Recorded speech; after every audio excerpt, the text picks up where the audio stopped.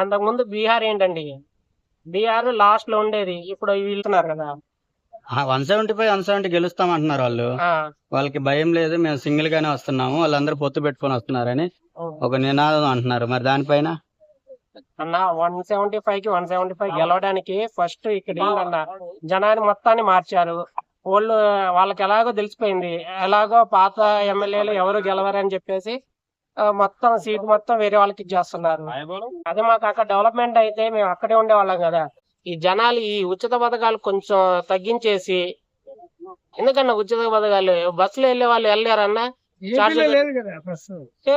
Next ఇస్తున్నారు కదన్నా, అవి తగ్గించాలన్నా ఎవరైనా గానీ. ఇప్పుడు పని ఉన్నవాడు బయటికి వెళ్ళాలన్నప్పుడు 50 చోట ఇంకో 50 పెట్టుకొని వెళ్తారు కదా. అంతేగాని మొత్తం ఫ్రీ ఇస్తే ఇంకెందుకన్నా, ఫ్రీ ఇచ్చినవి కూడా మాకు మళ్ళీ ఏదో ఒక పన్నుల ద్వారా వస్తువుల మీద వాటి మీద ట్యాక్స్ వేస్తారు. ఇప్పుడు 10 మంది పూర్ పీపుల్ కోసం ఏమో 50% 60% మిడిల్ క్లాస్ వాళ్ళు సఫర్ అవుతున్నారన్న.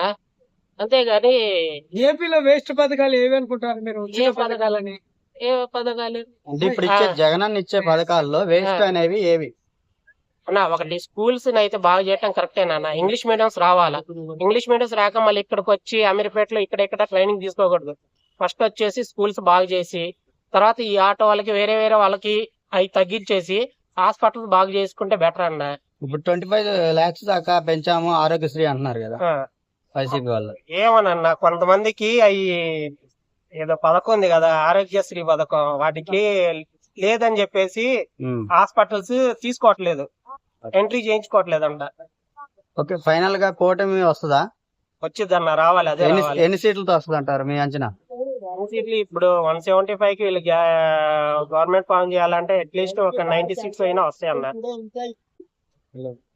3 రాజధానులపై అసలు ఎటువంటి మీ ఆలోచన ఏంటి అసలు? అన్న ఫస్ట్ ఒక రాజధాని కట్టనియండి అన్న, తర్వాత 3 రాజధానుల గురించి ఆలోచిద్దాం. జగన్ వచ్చాక ఏం చేయలే అంటారా? ఐటీ ఎక్కడైంది మేడం? ఐటీకి ఎక్కడైనా కానీ ఇప్పుడు ఆంధ్ర గానీ రాయలసీమ పిల్లగాలు కానీ వస్తే ఇక్కడికి వస్తున్నారు. ఇక్కడికి వచ్చి అమీర్పేట హైదరాబాద్ లో కోచింగ్ తీసుకుంటున్నారు. తర్వాత బెంగళూరు గానీ వెళ్తున్నారు, లేకపోతే ఇక్కడ ఉంటున్నారు. కొంతమంది అయితే పూణే, ముంబై వెళ్తున్నారు. సచివాలయం ద్వారా ఇటన్నిటి ద్వారా చాలా జాబులు ఇచ్చామంటున్నారు కదా, ఎక్కడిచ్చారు వాలంటీర్లు వీళ్ళంతా. అన్న ఇప్పుడు బీటెక్ చదివినోడు 5,000 వాలంటీర్ అవసరం అన్నది కరెక్టా? అంటే 5 years లో 3 years కరోనానే ఉండే కదా, 3 years లో ఎవరు చేస్తారు మేడం? 3 years లో అంటే ఇప్పుడు కొన్ని డెవలప్మెంట్ స్టేట్స్ ఉన్నాయి మేడం. అంతకుముందు బీహార్ ఏంటండి, బీహార్ లాస్ట్ లో ఉండేది. ఇప్పుడు వీళ్ళు మొన్న గవర్నమెంట్ మారిన తర్వాత ఎలాగుంది, బాగలేదా?